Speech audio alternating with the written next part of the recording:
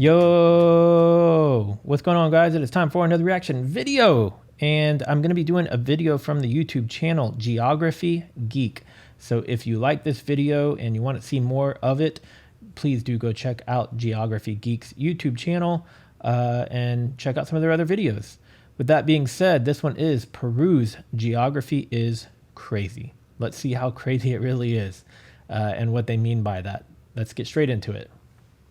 In my opinion, there are few countries with physical geography as remarkable as Peru's. Take a look at this exaggerated relief map. The Andes Mountains cover the western side of the country, leaving little room between them and the ocean. Yet this strip of land is where Peru's largest cities are located, such as Lima, which has more than 10.5 million people in its metropolitan area. I didn't realize there was 10.5 million people, especially in such a small little spot. That's insane. Such as Lima, which has more than 10.5 million people in its metropolitan area.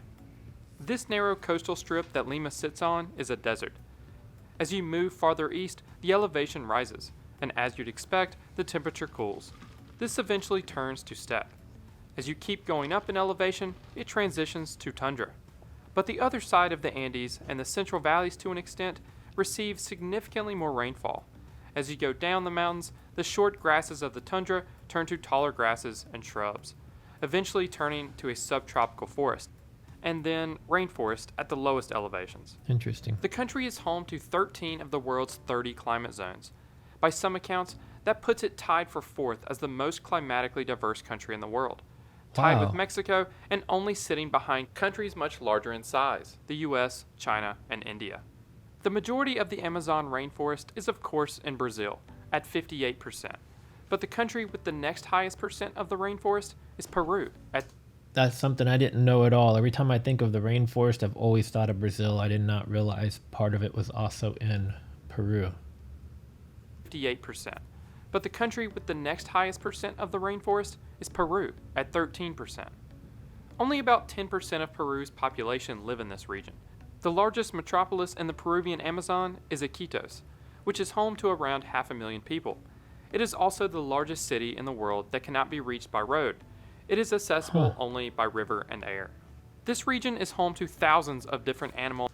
That's interesting too. Is it because roads can't get there? It's too remote to make a road to there? Or is it because they don't want to disrupt the tropical forest? I'm sorry, the rainforest? Or is it just that it's that much better connected by water? If anybody knows that, let me know. What's prohibiting them from doing roads? Is it by choice, or is it just not physically possible for them to get roads there? It is accessible only by river and air. This region is home to thousands of different animal and plant species, but more on biodiversity later. First, let's head back across the Andes. The Andes Mountains were caused by the subduction of the Nazca Plate beneath the South American Plate, which also resulted in what is known as the Peru-Chile Trench. The Peruvian Andes Mountains, as most of you are probably already aware, is where the famous Inca town Machu Picchu is located. You've probably seen another famous Peruvian mountain without realizing it. This mountain was the inspiration for the newer Paramount Pictures logo. The natives of the Andes Mountains, specifically those of a... That's cool. I thought that the one from Paramount was just something made up. I didn't realize it was actually based off of this. ...mountain without realizing it. This mountain was the inspiration for the newer Paramount Pictures logo. The natives of the Andes Mountains, specifically those of a region shared with Bolivia called the Altiplano, also known as the Andean Plateau, have adapted to the thin air by developing an ability to carry more oxygen in each red blood cell. Now this area right here that they're showing, I recently watched a video from some YouTubers that go by Kara and Nate, or is it Nate and Kara? I think it's Kara and Nate. They basically travel full time and make YouTube content. Now I don't know if it was this exact location, but this looks like it's got to be the same spot. And they went and spent like a few days there. That video was super cool. I don't know what it was called, but if you want to go see a video where they spend time with the people who live here and go fishing with them and all of that kind of stuff, I would go check out Kara and Nate. That's the name of the channel. And it's a fairly recent video, but if you just put in Kara and Nate and put in Peru, you should be able to find it. Adapted to the thin air by developing an ability to carry more oxygen in each red blood cell, meaning that they breathe at the same rate as normal people who live at sea level, but the Andeans have the ability to deliver oxygen throughout their bodies more effectively than people at sea level do. On top of just being natural superhumans, the Peruvians adapted to the mountainous landscape with terrace farming, and they grow different crops at different levels of elevation, depending on what grows best. These mountains are home to the highest town in the world. It sits at around 5,100 meters. I also did not know that. So the highest town in the world is in Peru. I don't know where else I would have thought it would have been, but I didn't realize it was so mountainous there. Learning a lot so far in this video. These mountains are home to the highest town in the world. It sits at around 5,100 meters or 16,700 feet in elevation. The town sits next to a gold mine, so as the price of gold grew in the first decade of the 21st century, a few small camps quickly rose to around 30,000 people. Wow. Within the Peruvian Andes is also the second highest railroad in the world. As far as natural wonders go, Peru is home to the world's highest major body of navigable water. Its name is Lake Titicaca. This lake is shared with Bolivia and sits at 3,800 meters, or 12,500 feet in elevation. It is also the largest lake in South America. But maybe the weirdest random fact about the Peruvian Andes is that it is home to the point with the weakest gravity on Earth. This would be the highest southern summit of Huascarán, the highest point in Peru, the northern Andes, and in all of Earth's tropics. It stands at 6,768 meters, or 22,205 feet. Its gravity is around 0.7% lower than the place with the strongest gravity, which is at the surface of the Arctic Ocean. The variation in gravity is due to a combination of factors. This includes Earth's rotation and its resulting equatorial bulge, which make gravity around the equator slightly weaker, altitude, and varying densities of Earth's crust. I've seen videos before where there's a strange gravitational pull somewhere where they put a ball and it actually rolls up instead of down. And I'm probably not doing the greatest job of explaining it, but I think they had it on like a half of a pipe or something cylindrical where you would put it and it would usually roll down, but instead it goes up.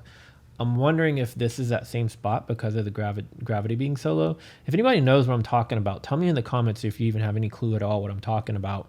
And if you know where that location is and it's not here, then tell me that in the comments as well. Huascarán's gravity is lower because it sits close to the equator, and its summit is high in elevation. I've left a link in the description to a video that explains this in more detail. The mountain is Maybe I need to go check out that video next. also responsible for 2 of the 3 deadliest avalanches in recorded history, both of which happened less than 10 years apart. One in 1962 that killed approximately 4,000 people, and another in 1970 that killed over 20,000 people. Wow. This avalanche was the result of a 7.9 magnitude earthquake. The earthquake affected an area of about 8. I'm just trying to get my head around 20,000 people from an avalanche. Like, obviously it's an estimate, and they probably had some sort of records of people that were just gone and disappeared, and they attributed them to that 20,000. But what do you even begin to do with 20,000 deceased people all at once? Like, how much recovery did they do? A lot of people just get left where they passed? Did they do mass graves? I'm curious to know how they handled that situation. That had to probably be logistically very difficult to do, but also mentally wearing on people and physically wearing on people as well. If they did decide to move the bodies to some sort of a resting place or cremation or mass grave or something. If there's any videos about that, or if anybody knows anything more about that, tell me in the comments if you have more information that I can look into. A 7.9 magnitude earthquake. The earthquake affected an area of about 83,000 square kilometers, an area larger than Belgium and the Netherlands combined. In total, the earthquake resulted in the deaths of around 70,000 people. 70,000. What the heck? 70,000. Yeah, again, if anybody knows more about that part of it specifically, let me know. If there's any videos in existence that explain it in more detail, that tells how they handled the aftermath of that situation, let me know in the comments.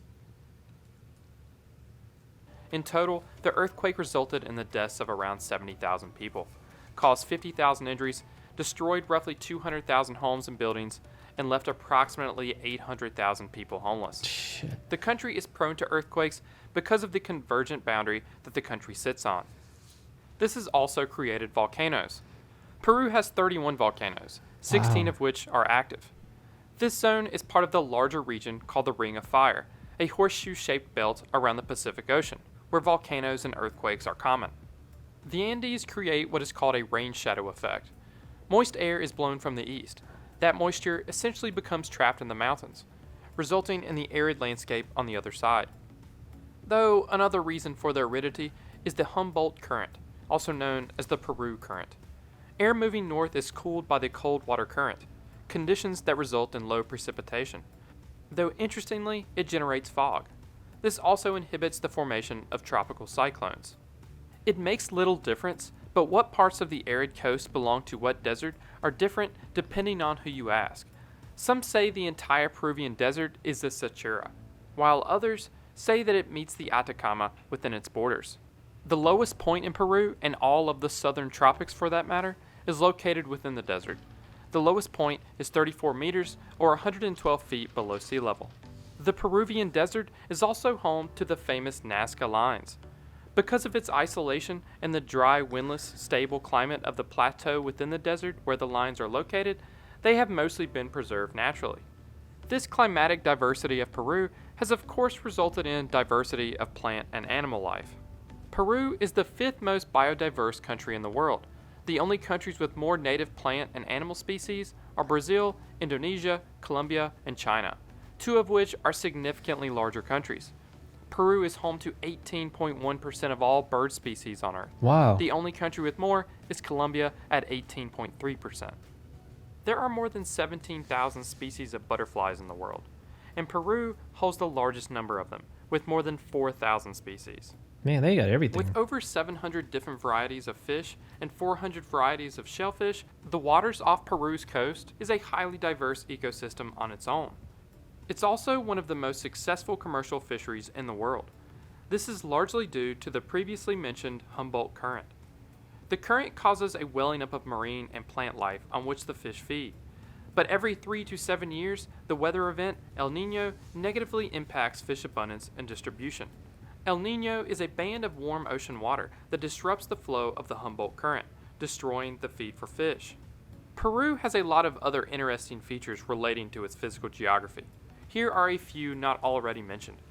A river that reaches near boiling, Rainbow Mountain, a stone forest, a canyon that is nearly twice the depth of the Grand Canyon, the second highest sand dune, the world's largest left-hand wave, the 5th tallest waterfall in the world, another waterfall that's somewhere between the 3rd and 16th tallest, depending on who you ask and how it's measured, and the farthest source of the Amazon River. What other interesting geography facts about Peru did I miss? Let me know in the comments below. Before I end this video, I just want to put out that every Monday I send out... I like that, the color of that water and then the way the snow is reflecting on it in the back, and then just the green on the mountain and then the grays of the mountain. I think the video's over, but let me just make sure. Out an email with new content. This way I can reach people even if the YouTube algorithm isn't working for my videos. Yeah, go check out his YouTube, go check out his Instagram, Reddit, and his website. So great video, very well put together, very informative. I learned a lot of new stuff in this one actually. And I asked you guys a handful of things. So if you know the answers to any of those questions, do answer them in the comments below. It might lead to some other reaction videos. If you like the video, give it a thumbs up. It does help. If you are new here and you want to see more from me, be sure to subscribe. Click the little bell so you'll get notified every time I upload a new video. And I've been trying to make sure to remember to announce as often as I can remember. I do have a mailing address. It is listed below in the video description. It's also in the About Me section of my YouTube channel. If you want to send a postcard, you want to send a letter, perhaps a little trinket from wherever you are in the world, or some sort of a snack or food, feel free to send me things if you want. You know, don't feel obligated to by any means, but if you do want to send something, the address is there. And yeah, I want to do some videos where I'm tasting food from all over the world. So if you want to participate in that and send me something to eat, by all means, feel free to do so. With that being said, we'll wrap it up here, and I will see you guys in the next video. Later.